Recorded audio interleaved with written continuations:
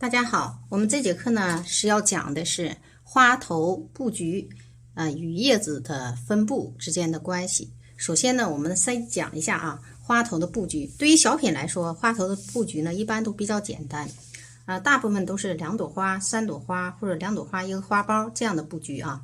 那我们把几种形式先给大家列举一下。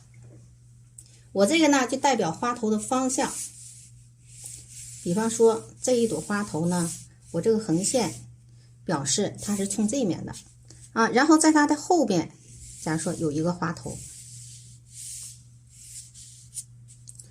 方向呢是斜方向，也就是说这2个花头的方向在你布局的时候，2个花头的方向不能同时向上或者同时向左一般的来说是要避免的这样的话我们布局都是什么？有高低错落。如果你在想安个花苞的时候，那么肯定要比这2个高，或者是比这2个低那比这2个低呢，假如说我要比这2个低的话，我就可以在这个左面安一个，然后呢在它下方，那么这个结构呢就是整个画面往下去如果整个画面要往上去的话，就可以在它的右方向在这个右方向跟它不要对齐或者是往里去，或者是往外来一个。比方说我这个画一个这样的，那么这个跟它尽量跟它也不要一个方向，你可以呢用向倾斜一下倾斜一下向右侧略微倾斜，然后这3个花头的方向就不一样了这是其中的一种。好，我们再来，假如说我再来一组呢是跟它相反的，比方说主花我们放在这个位置，然后辅助的花头我们这个呢也是这个花头呢向上，但我们这个花头呢就不要跟它或者是往这面或者是往这面也就是说或者往右或者往左，就是不能正方向向上了那我们这个呢尽量呢不让它是我们可以往这样的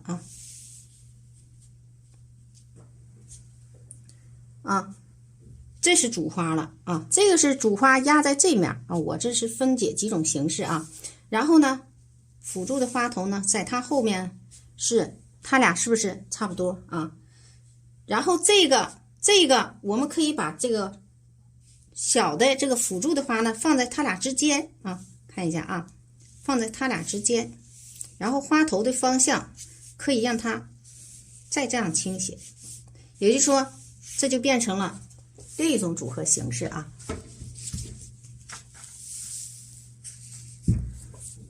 这个花头的方向是往右倾斜，然后一高一低然后叶子怎么分布呢？我先跟大家说一下叶子假如说它俩的组合形式是雷同的是有类似的地方，但是呢还有不一样的地方，也就是说主花的位置在左或者在右的问题这就变成了2个构图，但是形式呢实际上是一个形式也就是说3朵花的组合形式2个在下面1个在上面那么叶子组合怎么组合呢？它俩的叶子组合是一样的如果是它在左面这面的是不是花头多呀？那我们在边缘的地方要给它呢花头呢那个叶子呢给它少一点我来说一下这个叶子这个方向呢，你可以这是向上的在它的我一般的都这么分布然后这面来一组大的叶子，这一组呢要给它变成一个什么大组，一大组有参差外边一定要有参差，你看我这样的是不是有参差了然后参差和错落这是一组它俩之间一定要有叶子，然后叶子的分布呢就是里边的叶子大一些外边的叶子边缘的叶子可以窄一点。这个呢实际上就是2组叶子有重叠关系的在一起你看这个是在它的后面，这个呢有被它压制你分布的时候这么分布，你画的时候呢就是你这一笔后面压的是半笔啊，也就是说你这么画后边压一半笔啊。一会儿呢，我们还会给大家画一个作品，然后枝干，假如说我这样的话啊，这边再来一笔啊，让它之间有个空隙，是不是这块有个空隙了？那么我们枝干呢就可以在这个方向通上去啊，这个方向通上去，这个跟它主枝干主花连上啊。然后这个也是，你看这个通上去之后，这块来点花蒂，也是要有参差啊。这个来点花蒂，这块画个枝干，是不是这幅作品就成功了啊？这就是一幅小品了，对不对？我们现在这样看，你就能看明白，你就按这个布局，是不是就变成一个成品了啊？这个呢，通到上面去啊，这个布局我们是经常用的啊。这个跟它一样，但是我可以在枝干上可以给它变化一下，然后呢，把这个势变这面势啊，这个呢是这个势是枝干从这儿出的，是不是？那我们这个枝干呢就可以从右侧出啊，从右侧出呢这样出，你看是不是把这个左右它俩就不一样了啊？那么左右不一样，这个势呢就变成了往这面的势，那么这面叶子就多了啊。咱们看一下啊。这面叶子就让它多一点，这是一组啊。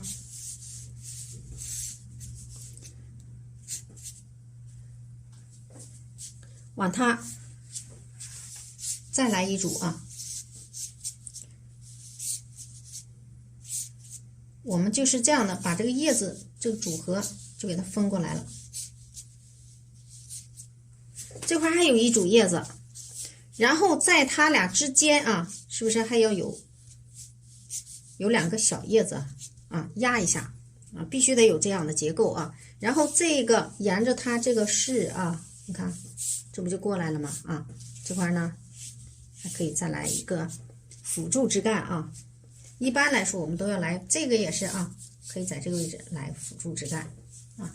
然后这个主花下面这个跟它一样，来小组的叶子啊，来一个，你看这个就出来了，是不是啊？这个我们就能感觉到啊，它也是一个组合形式。你看它俩就变成两幅画了，是不是？实际上它俩是一个构图啊。那么咱们现在就知道了。一般的来说啊，如果你枝干是在左边向右边的势啊，这个是在右边向左啊，向左边的势，或者在左边向右边的势啊，这个叶子就像这个势的地方，运势的地方，这个去多啊，去分布啊，这个相反的方向就要少一点，叶子要少一点，也就是花集中的地方叶子要多啊，叶子是为花服务的啊。那么我再给大家画一个，我这图画的大呢，是便于大家能更容易看清楚啊。假如说是横幅的，跟它是一样，这个基本上是小斗方或者立幅的啊。如果是立幅的，把这个枝干加长，不就是立幅的了吗？啊，这个枝干加长，底下这个位置再添点叶子，这不就成了立幅的了吗？啊，如果是斗方呢，这个就缩短。你看简单吧？大家对这个初步的小品类构图就有一定的这个印象了，是不是？另外呢，还有变化是什么？假如说这底下是两朵大花，上面可以变成两个花苞啊，这是一个吧？你可以在它的旁边再来一个花苞啊，这不也可以吗？这样的话就又成了一个构图，是吧？花不一样，是不是啊？所以这个构图呢，实际上大同小异，都差不多。另外，假如说你再添点鸟什么的，你把这个枝干分出去，添上鸟，然后上面再加花，底下再加花，就给它变长了，成了一个3尺的构图了啊。这也就是说，你这个思路就从一个简单的小斗方，然后呢，假如说你这是一个2朵吧，你在它底下再加1朵，也就是说这个有高有低，不能让它成斜线啊，所以在它的下方可以再加1朵，或者在它右方向啊，再加一个比它矮的小朵，在这个位置再加1朵，然后把它加高，上面再加一朵大花，把这个小花苞变成大花，哎，就是3尺的构图啊。然后底下再加个石头或者什么的都行啊。然后这个地方探出去，给它带上鸟啊，这画面就丰富了，是不是？这个构图就是这么来的啊，就是一个构图可以变化成好多个构图。怎么变化的原理就是这个。然后这个是呢，基本上是立幅或者斗方。那么横幅的一样，一个道理啊。横幅就是往边上探啊。那么我现在说一下横幅的。假如说我横幅怎么画？这个是一个主花，对不对啊？然后它的右侧我们再来一个花头啊。主花是这样的，辅助的花头就是这样的。为什么要这么画呢？它们可以互相呼应啊。然后这个它的上方向啊，这块呢就有结构，探出去啊，没地方了，我们在这个位置啊，探上去这个方向，我们要来一个什么？来一个花头比它高啊，一高一低就出来了吧？啊，左高右低都行，它俩可以翻过来啊，就变成来，也没地方了，怎么办呢？我这应该再往下的啊，那么我就在这个位置画吧。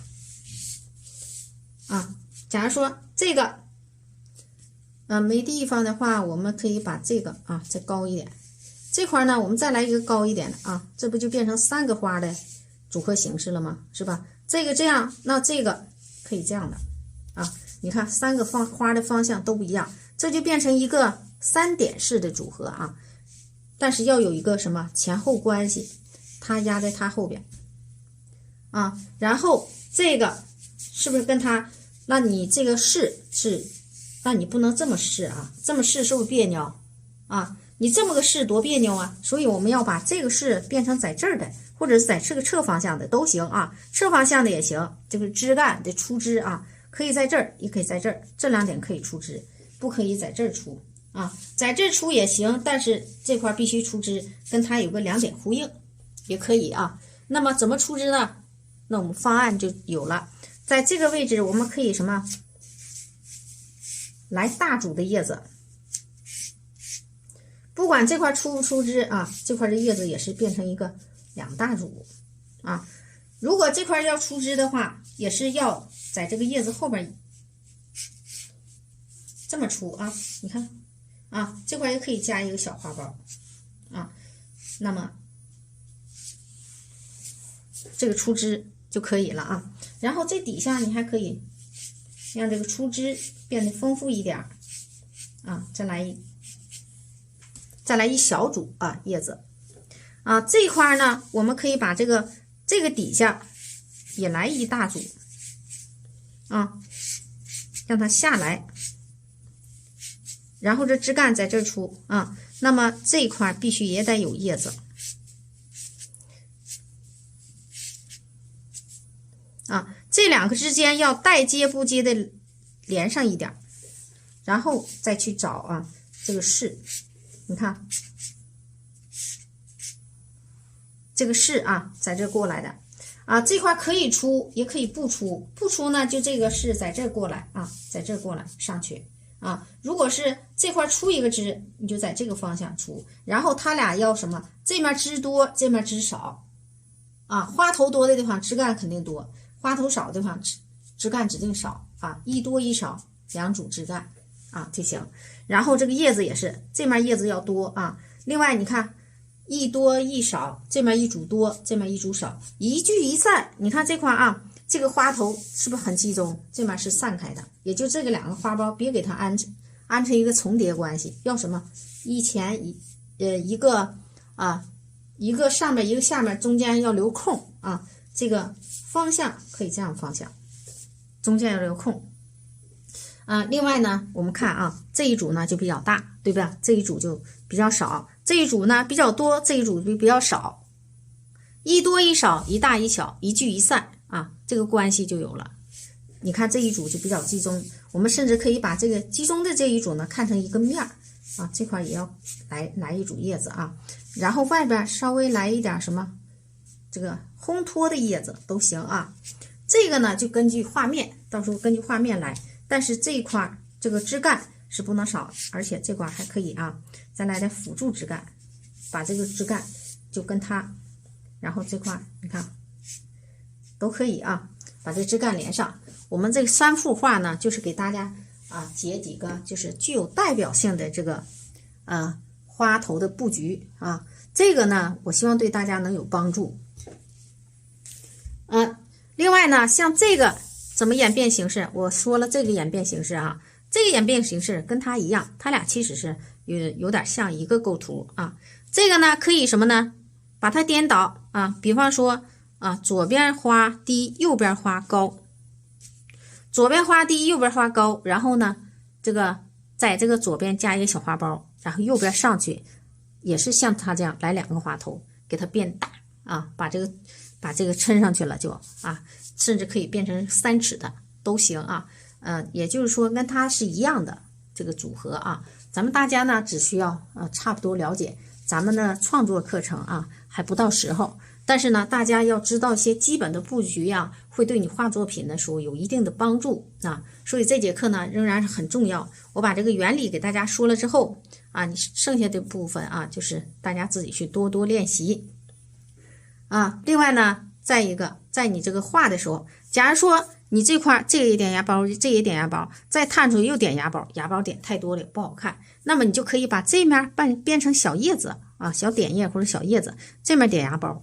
它就不重复了，就中国画就是不能重复，你就把这个注意一下就行，避免重复另外这枝干呢，在画的时候也跟大家说一下枝干怎么去布局枝干的布局一般来说，这是一种组合形式2根线的那么布局在出枝的话就应该是这样的，还可以什么呢？3根线的，那么这3根线这个布局应该是这样的。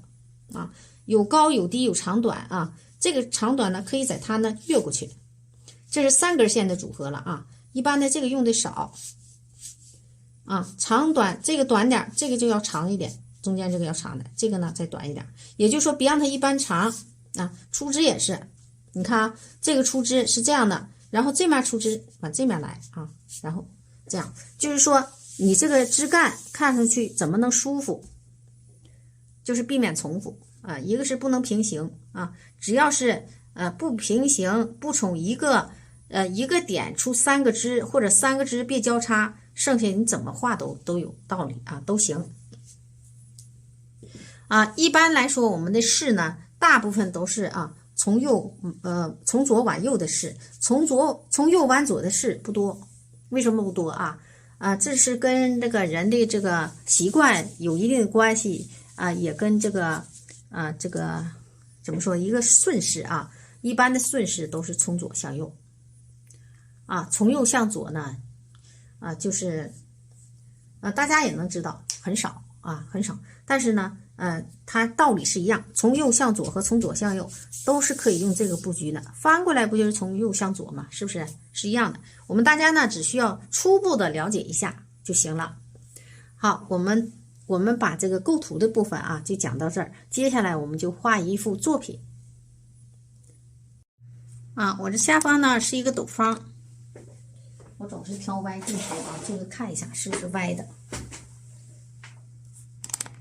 还好是吧？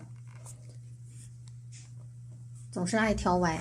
这个斗方呢是一个类似于3尺的，我是用个随便拿一张纸用个4尺3开的裁成一个斗方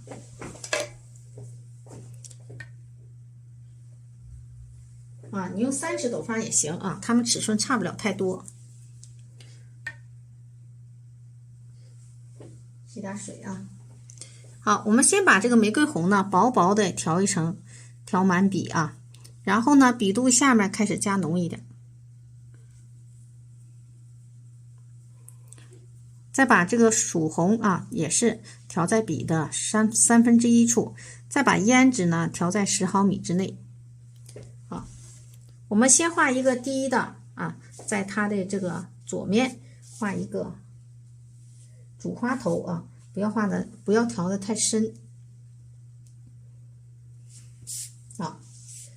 还是留空留空填空。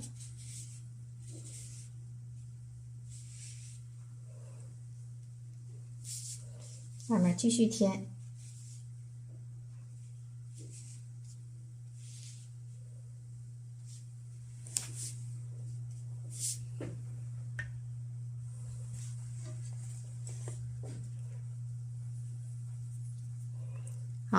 补点水，然后呢，我们再补点颜色。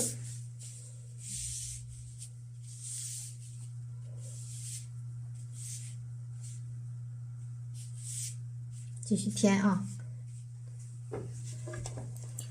这个留空画法呢，这个画出来就是很自然，而且呢，层次感呢还比较清楚，还不显得那么刻意。我们最难解决的其实就是层次感的问题啊，在我们这里就轻松的给它解决了，出来的还比较什么，比较好看。还是留上空来啊，添就行了。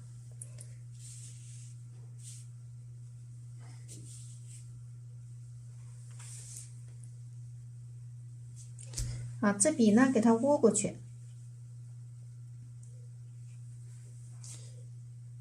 然后把这一笔给它划断，让它里边有一个层次感。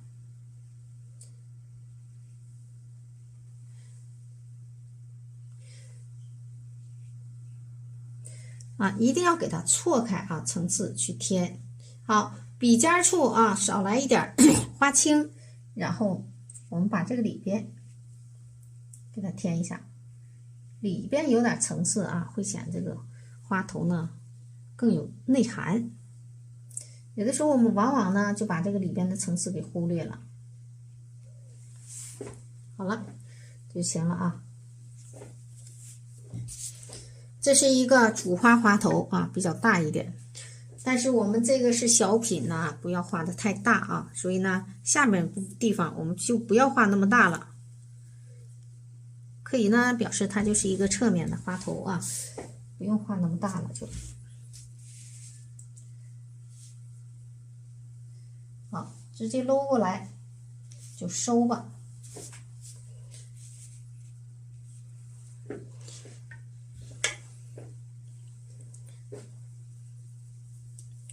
这么大小呢就行了。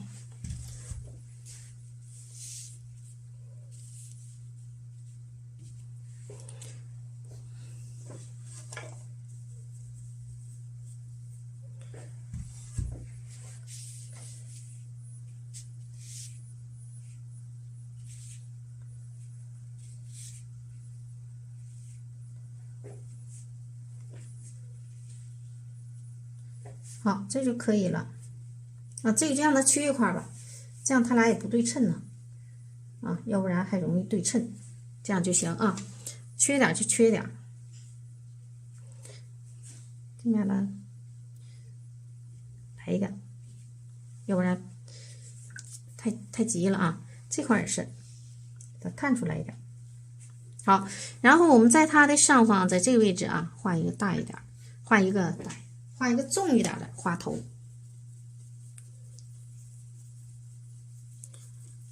方向呢冲右。好，这回呢我们要把这个花头呢给它画重啊，就把剩的颜色往里调就行了。好，笔肚里一半啊，从笔肚开始调点胭脂。好，然后花青呢调在笔尖的10毫米之内。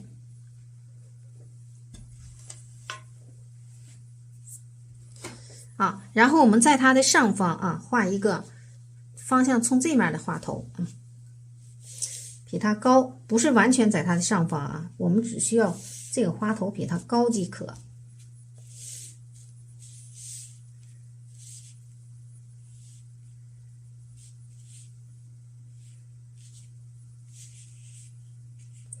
笔呢让它干一点，别太湿了啊。深颜色的花头特别怕它湿啊，一湿呢它就发旧了，所以我们要注意。没有这个玫瑰红和曙红了，能不能把这个坚持画完，就不再挤颜色了。好。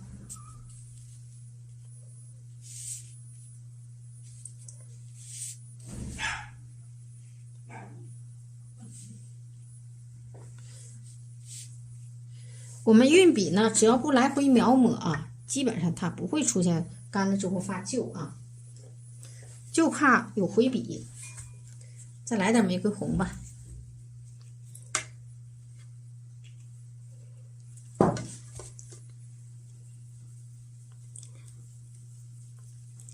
笔肚下方一定要给它浓浓的加上胭脂，要不然它种不下去呀。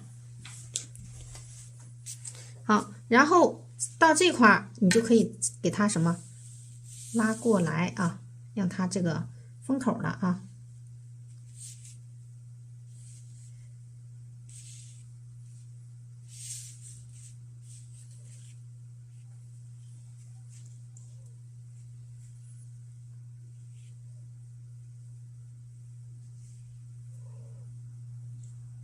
把这里边层次给它表现出来。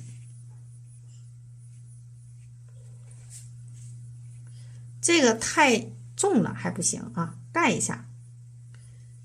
不是太重了啊，层次感太清楚了并不好看，所以我们有的时候它层次感太清楚了，要给它盖一下，不让它那么清楚。好了，这个太长了是吧？断开。可以了，然后点蕊呀，忘了啊，这上面呢还有一个小花苞，这个小花苞要给它探出去，它就等于多了一组，明白吧？所以这个呢要给它探出去啊。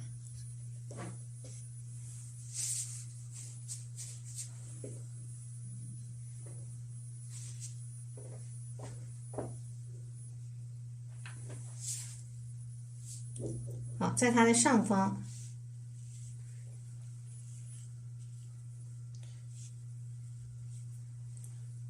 啊来个花苞，这一个组合就出来了。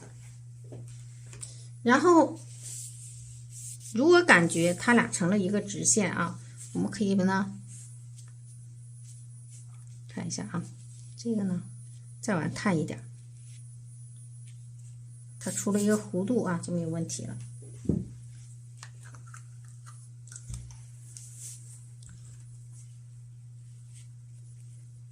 好，这块也是给它搭上，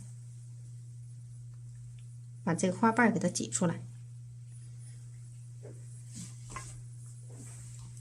点蕊。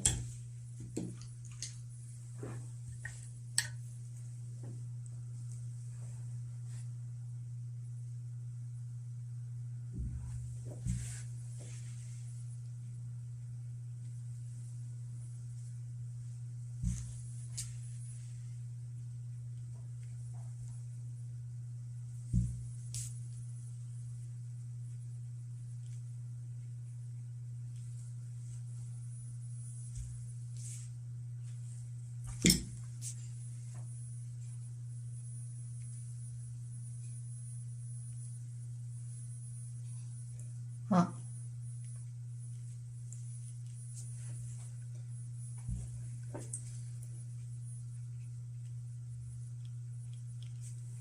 点蕊呢不要点齐了啊，注意一下高低错落。我这笔呢比较湿啊，点的蕊有点站不住。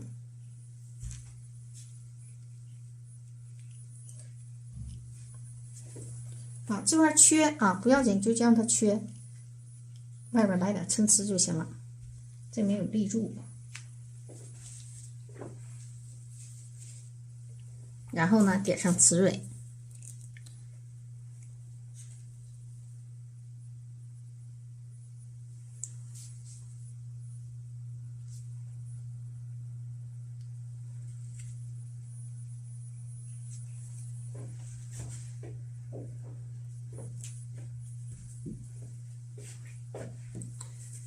好，我就用墨色啊来画叶子吧。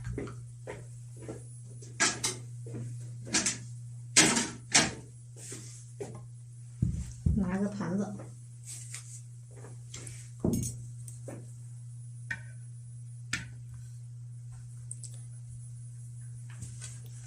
笔尖蘸点浓墨，然后呢，我们给它调成中等墨色。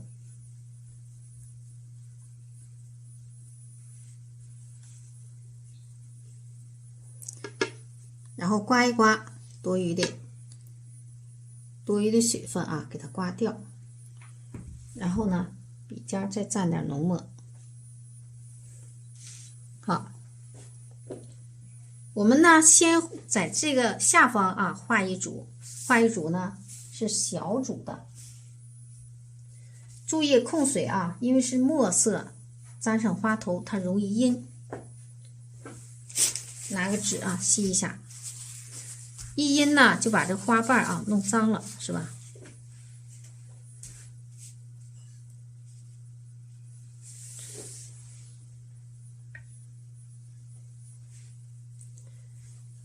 然后在它的右侧啊，这是左侧，我刚才说反了是吧？在它的左侧呢，我们再来一大组。一大组，你看这是一组啊，然后它的下方跟它连上，又一组啊，往里边填充，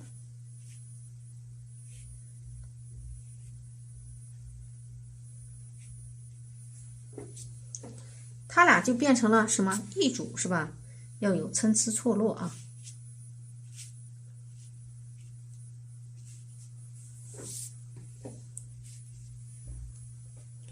然后这是聚了，都聚在一起了是吧？啊，接下来呢要有散开的啊，有聚有散。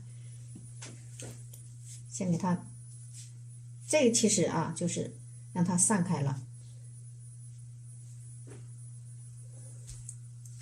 然后这块儿，好吸点水啊，让它淡一点。也是，你看这块这种叶子探出去啊，让它有个聚散关系嘛。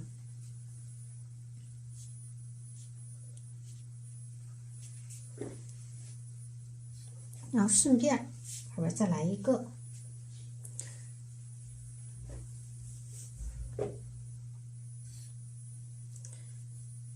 这面也是要有个聚散关系。那么在哪儿呢？在它外边探出去一个。我们先画枝啊，这块我们探出去一个，让它有个聚散关系。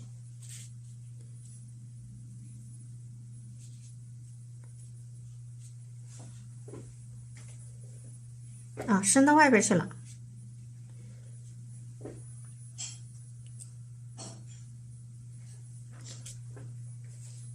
啊，我们再把这个枝呢给它连上。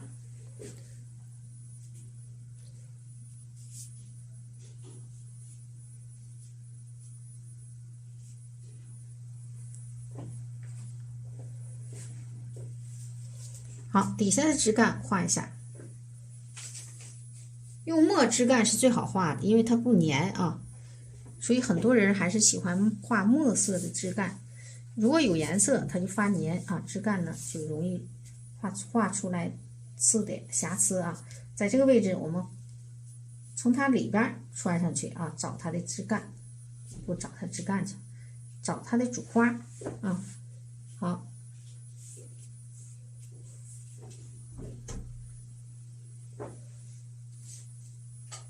这是一个主枝干，然后呢，我们在它的侧面啊，往这面来，看见了吧？这个出枝点基本上是在1/4处啊。我再讲一下，出枝哪里不能出？这个点，这个点，这个点，这个点，这是一个雷区啊。另外呢，4个角，4个中心线和4个角，不管是你这个画面是长方形、正方形的啊，还是三角形的，反正就是4个中心线。中心点啊，4个中心点或者是如果是三角形画面，那就3个中心点呗啊。然后甲这些个甲啊都不能出，明白吧？东北人叫甲啊，实际上就是角。好，再来个辅助枝干。好了，这个辅助枝干你看啊，跟它是不是正好是顺过来了，对不对？然后呢，整个画面看缺东西不啊？这个是很关键的。它俩有点重复了，对不对？啊，给它变一下。如果缺枝呢，这块继续探个枝，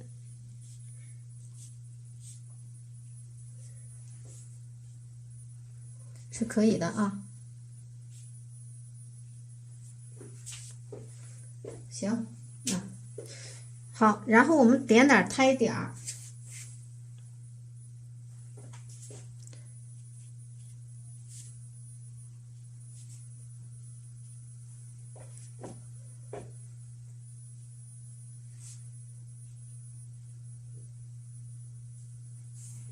点胎点啊，既不能太多，也不能太少啊。然后呢，把这个叶筋勾一下。勾叶筋呢，也等于把它里边的线给它补充上了。用浓墨啊，这个现在是我在边画呢，它就有一点干了，正好这个时候啊，勾叶筋正好。注意啊，改变方向。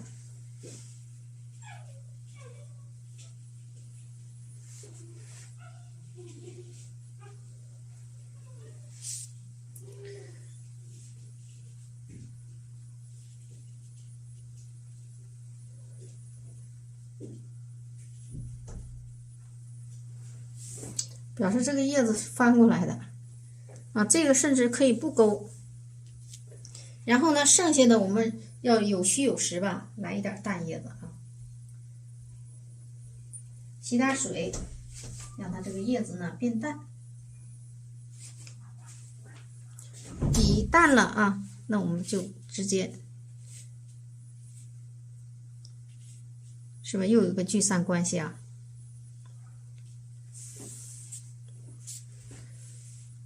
这块呢也是。淡叶子也不需要多啊，在它旁边再来一个啊。好了，然后这块提上款就行了啊，这幅画呢就完成了。这块提的别跟它对称啊，比它高一点，在这位置提，或者是呢啊，你也可以在下边做个穷款，这上留着也行啊。然后我们点一下芽包，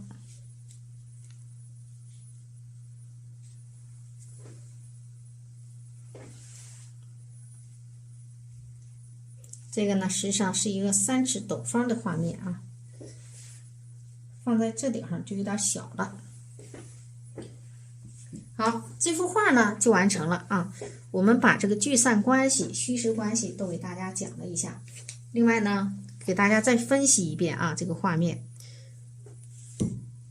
这一组多啊，这一组少。别看少，很少，它也是一组啊，这也是一组，这一组就少，是不是？然后这一组很聚，这个就散开的啊。这是聚的同时，这一组里边还有什么散开的？这块呢就是很集中的啊，这就给它看成。另外呢，咱们可以看一下，把这两个花头可以当成一个什么？一个线啊。有的时候我们甚至一个画面都可以当成一条线啊。尤其是大幅作品的时候啊，这条线，这是一条线，这个也是一条线，这个线就有一个纵横啊。你在画作品的时候，你一定要考虑这个，就说你的画面布局啊，要考虑一个纵横关系啊，这就是一个啊倾斜度的横，这就是一个什么纵啊，一横一竖啊，当然不能成一个死的三角形，也不好看，一般的都成一个斜角，不可能成三角。它俩也出现一个纵横关系，看见了吗？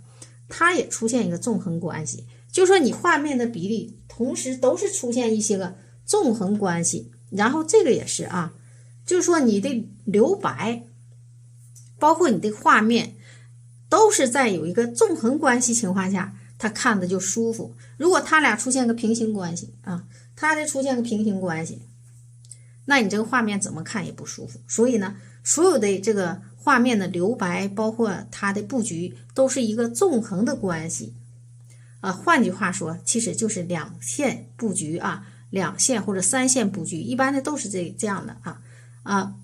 再就是一个纵横，两线、三线也都是纵横，明白吧？这个就是一个两线的布局啊，一般的小品啊，或者是条幅都是这样的布局。三线的布局啊，在小品里边就比较少啊，但在大幅作品里就比较多了。还有之字形的啊，还有西字形的，比方说西字形的在小品里也是比较多的。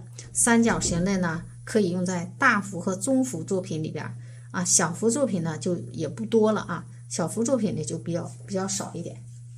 好，我是大概说了一下构图咱们知道这个原则之后，你在画作品的时候，你就知道怎么去把这个局看上去就是一个画面的局，你就能理解了一些了啊。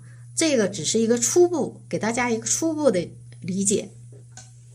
更多的知识我们需要进了提升班之后慢慢逐渐去掌握更多的篇幅，包括这个更多的构图知识。因为我们提升班的课程就是下一步要加的就是包括一些个引导大家去创作构图的布局就是作为一个引导更多的东西呢还会在以后的还会开发更好的这个创作班吧但是提升班我会加一部分这个创作内容。好，今天的这节课呢我们就到这里就是说给大家一个入门方面的一个构图的基础知识，希望对大家这个画作品的这个位置经营方面会有一定的理解我们叫构图其实也就叫位置经营什么叫位置经营？就是你画面的布局这就叫位置经营。不管是一片叶子也好一个花头也好，一个花苞也好，它都是一个位置上的经营，对不对这所以说也叫位置经营。好，这节课呢我们就上完了。